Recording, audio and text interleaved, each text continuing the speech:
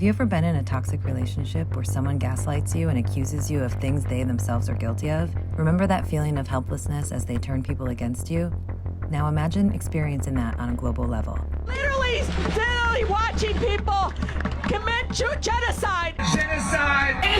Genocide. Genocide. Genocide. Genocide. Genocide. Genocide. Accusation in Amir, AIM, is a common technique for inciting genocide by accusing one's intended victims of precisely the crimes that one intends to commit against them. This strategy was inspired by Joseph Goebbels, the chief propagandist for the Nazi Party, having been used both during the Holocaust and the Rwandan genocides. In these cases, the Jews and Tutsis were falsely accused of committing genocide themselves, so those targeting them could claim self-defense and garner support for the genocide they themselves were in the process of committing.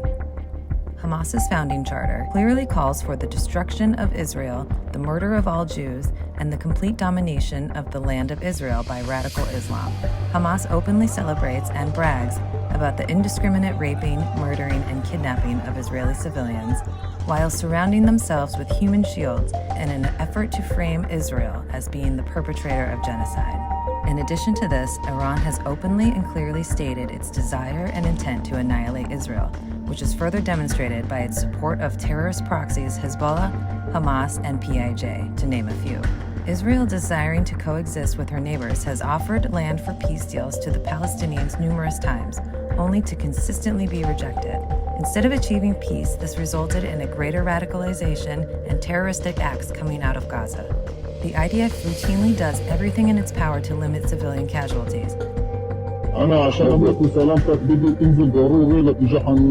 Because of Israel's value for life and efforts to not harm civilians, the population of Gaza has more than doubled in the past 20 years, supporting the fact that there is zero intentionality on behalf of Israel to commit genocide.